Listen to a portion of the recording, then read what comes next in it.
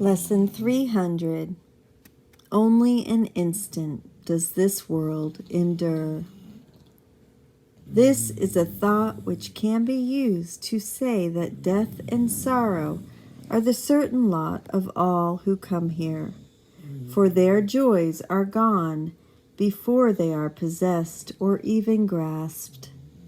Yet this is also the idea that lets no false perception keep us in its hold, nor represent more than a passing cloud upon a sky eternally serene. And it is this serenity we seek, unclouded, obvious, and sure today. We seek your holy world today, for we, your loving sons, have lost our way a while, but we have listened to your voice and learned exactly what to do to be restored to heaven and our true identity. And we give thanks today. The world endures but for an instant. We would go beyond that tiny instant to eternity. Only an instant does this world endure. Let us sit with our backs supported, head and neck free. Inhale through your nose if possible for a count of 4, nice and slow. Hold it at the top and then exhale through your mouth for a count of 8.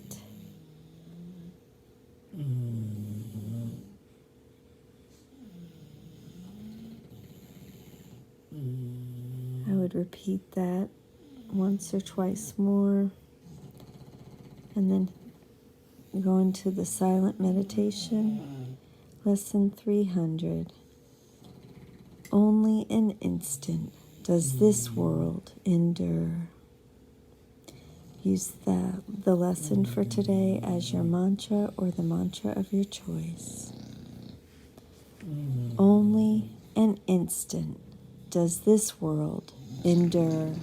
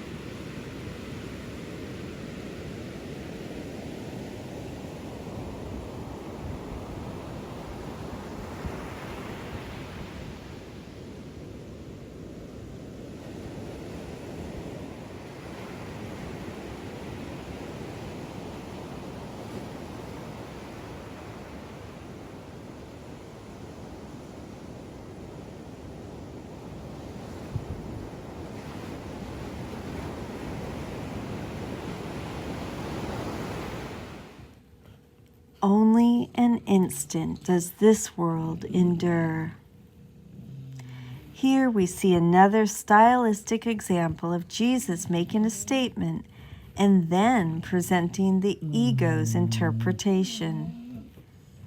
This is instructive, for it reminds us how often we do that with the Course. We often misinterpret Jesus' words in order to prove our thought system right, thus succeeding in making Jesus part of our thinking, and in the process misunderstand his teaching. The lesson begins by Jesus explaining how the ego would take this statement, "Only an instant does this world endure," and use it to convince us we are justified in feeling hopeless. The ego encourages us to conclude that perhaps we can be happy for an instant, but that this is as far as we will get. In the end, we die hopeless because there was never any justification for hope. Needless to say, Jesus' hope-filled message teaches the opposite. The right-minded interpretation of this lesson is that the world endures only for an instant because that is all it is. Nothing. Not one note in heaven's song was missed, and that's from the text, chapter 26, section 5. In truth, that instant never occurred. A far too frightening thought, because if true, that means we do not exist. In order to keep our identities alive and well, therefore, we have to turn the Course upside down and have it say the exact opposite of what it means. The world endures but an instant because it comes from a thought that endured but an instant. In the same moment the separation seemed to happen, God gave the answer, a metaphor for the atonement. Try to see how mightily you strive to prove the atonement wrong by making this world and body and our passage through time and space real and present. How you do not want to let the illusion go and step outside the dream and look at it differently. To do that would mean never again taking yourself seriously as a special self, the ego's greatest fear. Gratitude is the bottom line in our process, and in the end, we are grateful for having been wrong. Thus do the separation and all its consequences disappear into the holy instant and are gone forever. Only an instant does this world endure. I love you. Thank you so much for joining with me. Have a beautiful day, and I will see you tomorrow.